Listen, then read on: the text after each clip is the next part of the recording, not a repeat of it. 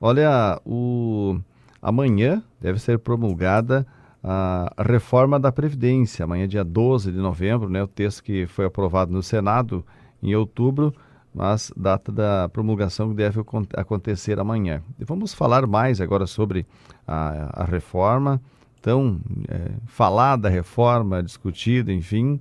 Nós estamos recebendo agora o Dr. Edmilson Miquelon, advogado de direito previdenciário, que vai falar inicialmente sobre as principais questões que envolvem essas mudanças, né, da reforma da Previdência. São vários pontos, né, doutor, que fizeram parte dessa discussão toda.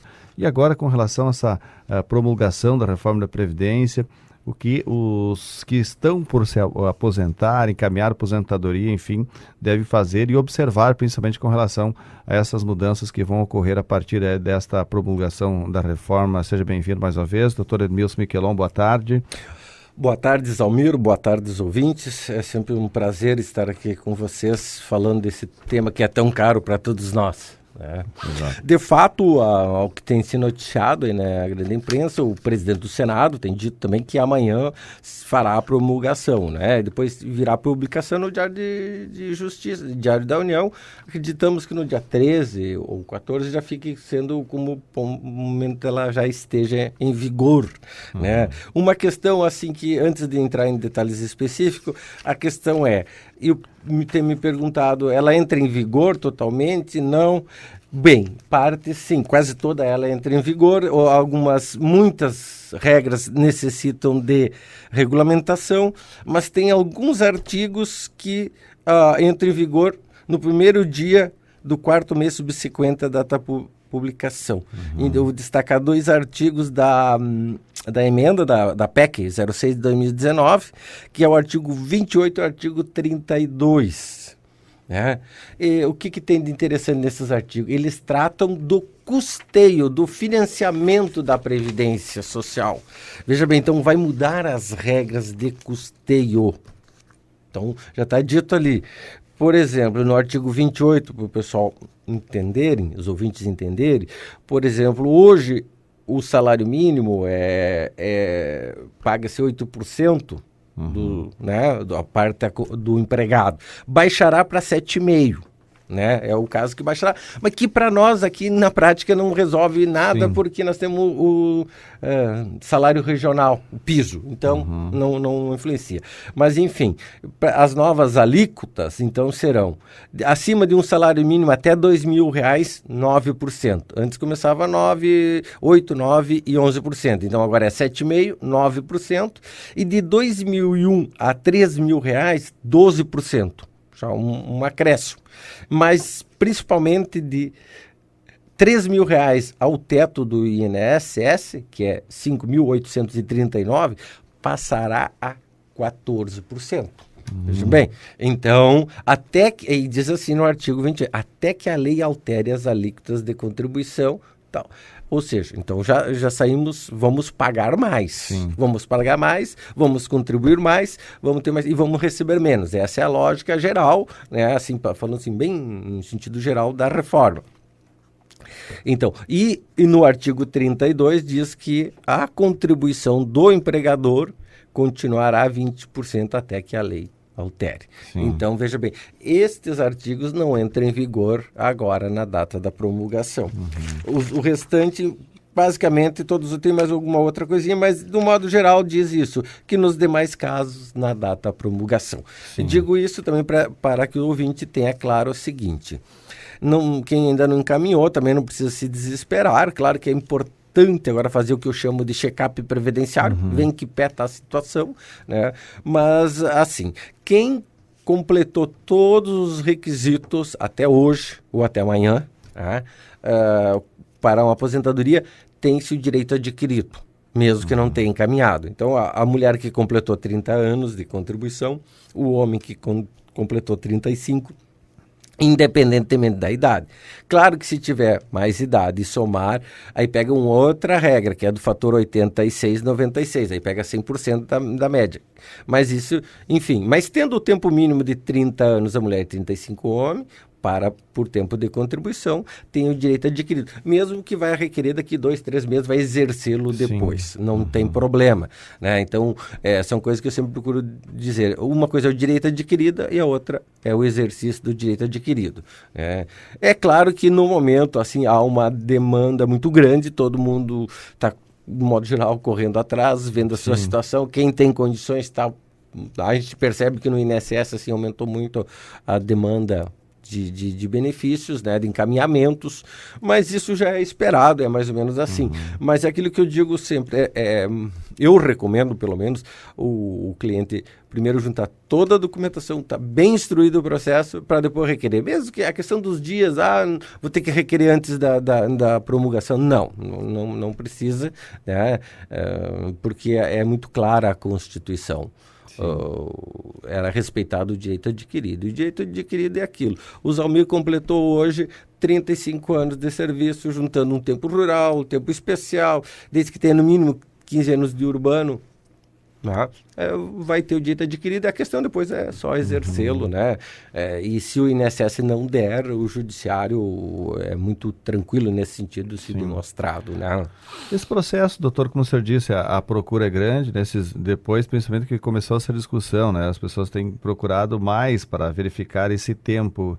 Qual o tempo que demora, digamos assim, para fazer todo esse encaminhamento, até que faça encaminhamento e na prática ocorra aí a resposta do INSS. A resposta do INSS. Olha, ou do judiciário também, né? Quando vai, ainda primeiro momento sempre é no INSS, tem que pedir lá, até porque se o INSS considera que não tem...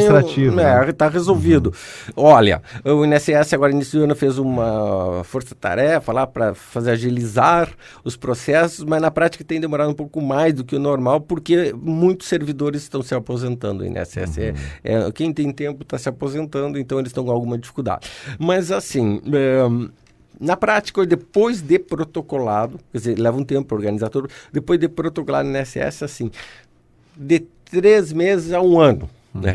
A gente viu casos bem mais simples, assim, ele em 3, 4 meses está resolvido, há casos que levou até 1 ano, né, para análise de toda a documentação, os casos onde envolve tempo rural, por exemplo, envolve tempo rural mais tempo especial, enfim, tem todo primeiro um setor examina, tem o outro, enfim, né, acaba demorando um pouco isso, né, enfim, mas é isso aí que tem acontecido na prática.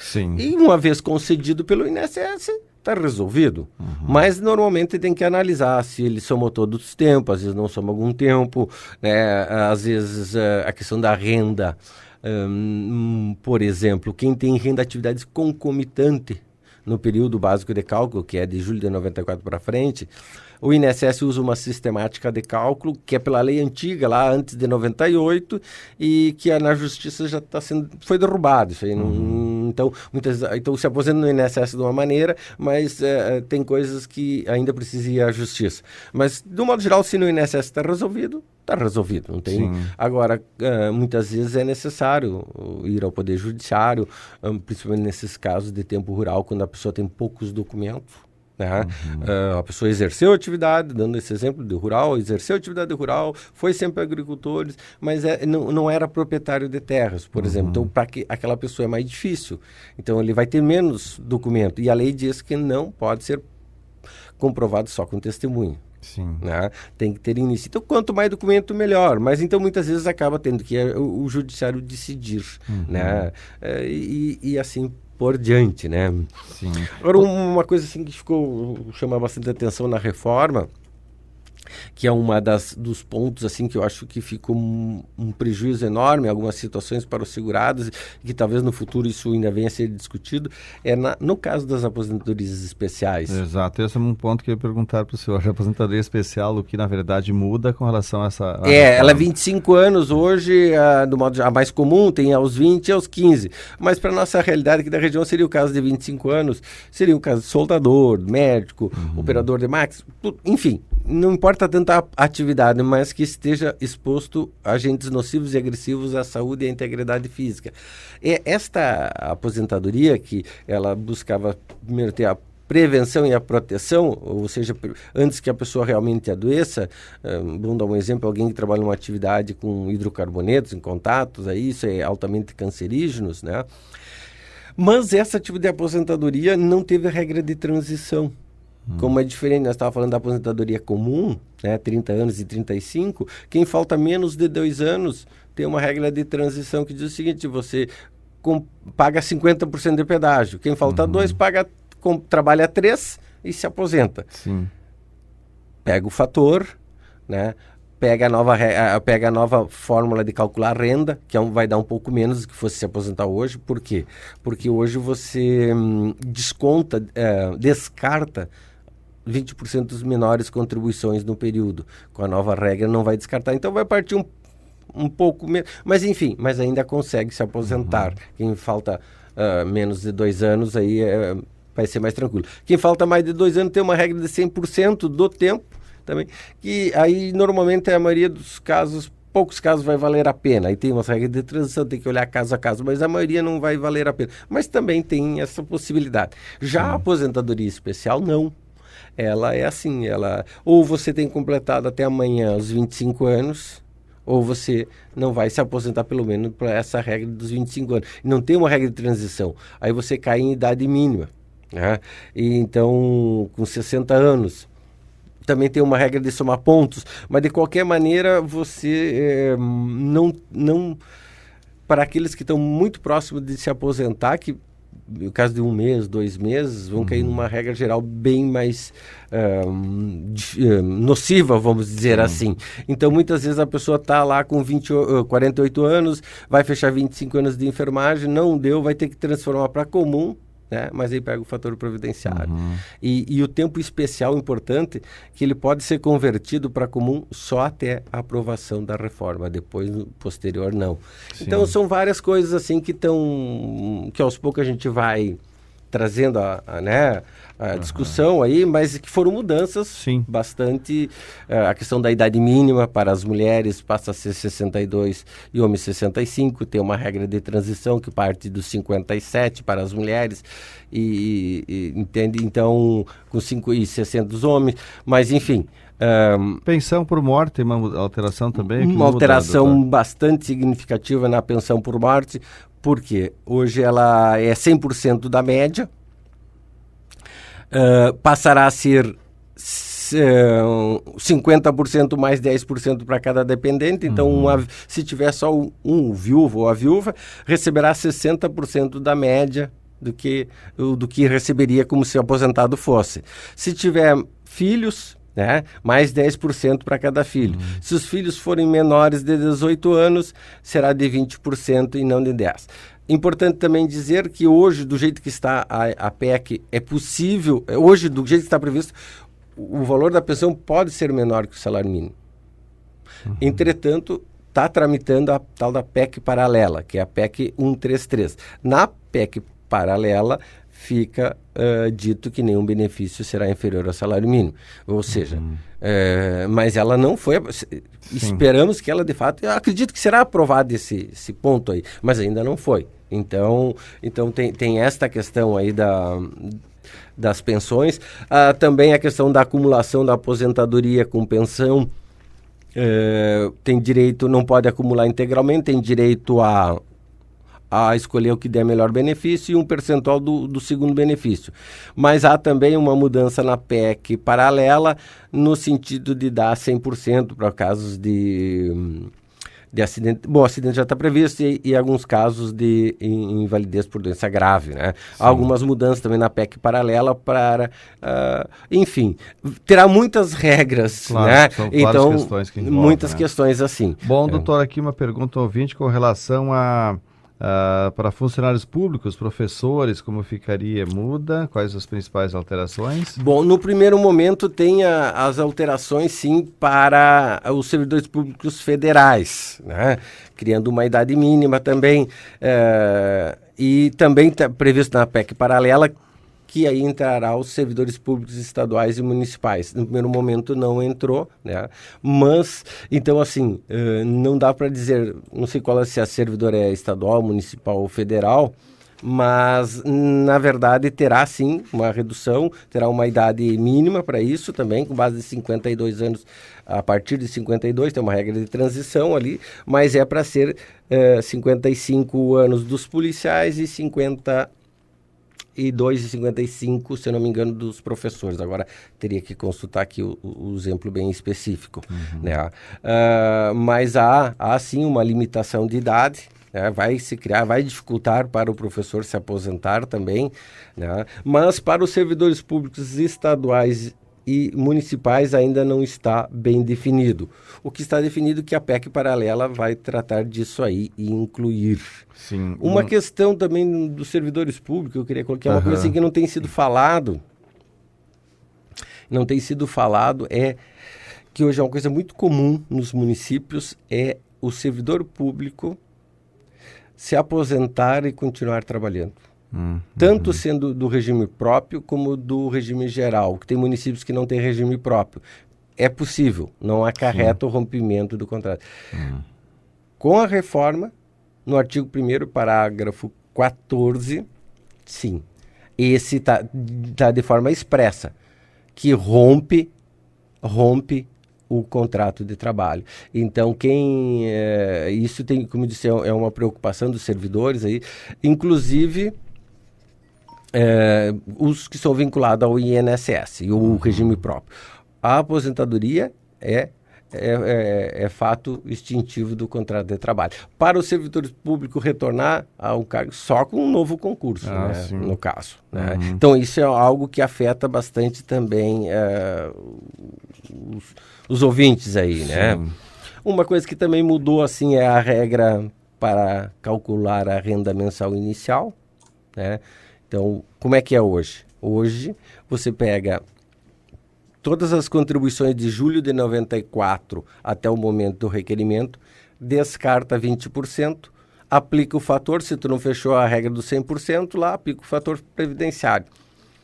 Com a nova sistemática, a regra geral vai ser, você não terá o descarte dos 20%, né? Não terá o descarte dos 20%, então você formará uma média já menor, porque é meio comum assim, a gente lá no início da carreira, né, ou ganhar salário mais baixo, ou a gente, como eu, como autônomo, contribuir de forma mais baixa. Isso é muito comum. Então, isso não terá mais esse descarte, né? Então, partirá de uma média mais baixa e ainda será de 60% mais 2% para cada ano que passar de 20 anos, né? Então, precisando de 40 anos para chegar aos 100%. A questão é, e aí é uma questão agora já mais... A grande dificuldade é que, sem ser servidor público, o trabalhador na iniciativa privada, ele dificilmente fica empregado de forma ininterrupta. Então, a média é de 7 a 8 meses por ano. Sim. A empregabilidade, né? Então, isso, o que se olha para frente é que depois dos 50 e poucos, muitos ficarão desempregados, mesmo tendo, às vezes, podendo ter 35 anos de serviço, né? Então, isso é uma coisa que no futuro poderá acontecer bastante, né? Bom, doutor, tem alguns questionamentos aqui do ouvintes. Primeiro, o que é e como calcula o fator previdenciário? Depois o senhor vai respondendo aqui também os demais. Aí como ficam os reajustes dos aposentados? Isso, o reajuste não muda, na verdade, nesse ponto, porque quem está com aposentadoria, na verdade, quem está aposentado não vai mudar nada, né? Agora, no primeiro momento, sim, tinha uma previsão lá de tirar a questão dos reajustes para manter o valor real. Né? Então, isso o governo, mas depois isso ficou equalizado. Hoje não, no que dá para se perceber todo é que a correção monetária, a inflação fica assegurado. Né? O valores, como é que... ganho real, não. Isso também, e mesmo no salário mínimo, agora, né? Então é uma política um pouco diferente. No salário mínimo, diz que não terá reajuste nos próximos 2 anos. Se for reajuste real, tudo bem. Agora, se não for o reajuste para corrigir a inflação, isso poderá ter repercussão sim nos aposentados. É algo também que não está totalmente seguro de dizer assim, não terá problema. Não, há possibilidade de não se ter o reajustes aí no futuro, né? Mas assim, no primeiro momento está equalizado, não vai ter problema. Sim. Como fica especial para funcionários públicos? Mais uma pergunta aqui. Eu não sei se o senhor já falou nesse ponto, é especial dos funcionários públicos? Não. Bom, os servidores públicos, na verdade, de um modo geral, eles tinham direito pela Constituição, mas nunca era regulamentado. Então, assim, tem que se entrar na Justiça, pedir aplicação da legislação do regime geral de previdência. Bem, eles vai continuar tendo essas possibilidades, mas o servidor público federal, de um modo geral, o que mudou mesmo é para manter a integralidade e a paridade, ele terá que se aposentar com 62 ou 65 anos. Hoje é com 55 anos a mulher e 60 o homem. Claro, terá uma regra de transição ali no meio, mas é para aqueles que entraram ou antes de 98 ou antes de 2013 e querem manter a integralidade e paridade, que são a integralidade, né? Tem dois tipos de integralidade. A integralidade para quem entrou no serviço público antes de 98, que é a integralidade do seu último salário, do seu último rendimento, né? Se chama a integralidade total, né? O que acumulou todos de verbas que sejam remuneratórias. E já quem ingressou no serviço público entre dezembro de 98, 15 de dezembro de 90 a 15 de dezembro de 2003, aí também tem direito à integralidade, mas é a integralidade mitigada que nós chamamos. Por quê? Porque ela é uma integralidade da média. Sim. Então, mas os mesmos servidores públicos, ao longo do tempo, vieram se adequando, né, as normas. Então, até 98 era de uma maneira, 2003 era outra, e depois de 2003, 2005 foi criada, inclusive, a limitação do teto do INSS, para quem criou fundos complementares, que é o caso dos servidores federais, do FUNPRESP, né? E agora, na reforma, está abrindo um novo prazo para o pessoal ingressar. Quiser migrar. Mas, enfim, isso é uma realidade não muito usual, comum aqui na nossa região, porque a gente não tem muitos servidores federais, né? Sim. Mais duas perguntas aqui. Qual o salário para quem se aposentar por idade? Hoje depende da contribuição, né, doutor? Depende da contribuição. O por idade hoje é assim, 60 anos a mulher, 65 anos o homem de idade, desde que tenha 15 anos de contribuição. Sim, então, mesmo, outra pergunta aqui que já vem mesmo ao encontro dessa, quem está se aposentando por idade sofre alguma mudança? Também as questões aí de idade, hoje, né? quem completou a idade, 60 anos a mulher e 65 o homem, não muda nada. Quem ainda não completou terá uma regra de transição até 62 anos. Hoje está previsto para cada ano aumenta 6 meses. Mas isso na PEC paralela está suavizando-se essa regra. Se for aprovada, ela é para cada 2 anos, aumenta 6 meses, enfim, né, vai se suavizar um pouco, mas digamos, quem vai completar 60 anos ano que vem, já vai pegar um pouquinho mais de tempo na idade. Então, assim, em resumo, é uma coisa assim que a gente está se debruçando para estudar, tem muita coisa que terá que ter lei complementar, outras lei ordinária, mas tem muitas regras de transição. Então é isso assim. O fator previdenciário ainda ficou para trás. Isso, o fator, como é que o fator é calculado? O fator foi calculado assim, com base no tempo de contribuição, na idade e na expectativa de vida. Então, assim, e a expectativa de vida hoje está para 74, quase 75 anos. Então, quanto mais longe dos 75, menor é o valor que o governo vai pagar mais tempo. Esse é o raciocínio. E quem tem mais tempo se beneficia. Por que aquela regra do fator 85 e 95, que hoje já está em 86 e 96, cada 2 anos vinha... Porque ela chega ao momento para dar 100%. Então, assim, favorecendo quem começou mais cedo.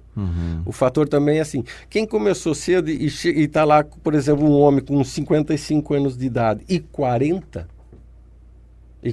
de contribuição, se aposenta hoje com 100%. Se ele tiver 60 anos... aliás, 41 anos vai ter que ter para fechar 96. Mas se hoje também a pessoa tem 60 anos de idade e 36 anos, também se aposenta com 100%. Né, da média. 36 então, de contribuição. Então, que fecha fator 96. Sim. Só que essa regra vai deixar de existir agora. Sim, essa é uma questão, muitas vezes fica a dúvida, e aí vale a pena aposentar agora por essa idade, com uma idade, digamos, mais baixa, e o tempo de 35 anos, ou esperar chegar por idade dos Isso, 65? então tem que analisar caso a caso, depende da idade da pessoa, sim. depende do que falta. Depende porque da também, do valor depende da das contribuições. Então, é feito pela média, não tem milagres. Sim. É na média do que foi É contribuído. uma média de quanto tempo mesmo? A partir de julho de 94 para frente. sim. Né? Então, assim, e os novos que entrou depois de 2000 e depois de 99, que saiu a lei do fator, depois de 29 de novembro de 99, quem começou a pagar o INSS depois disso, vai entrar toda a vida contributiva. Então, o nosso sistema previdenciário ele vinha sofrendo ajustes de forma mais gradual, é o que a gente chamava de regras paramétricas. Então, vai se adequando. Agora que vem uma questão mais abrupta, né? Então, enfim. Mas antes ele vinha, os nossos sistema previdenciário, eu entendo que vinha num ritmo adequado, porque também previdência tem tudo, deveria pelo menos, tem tudo a ver com previsibilidade, com segurança.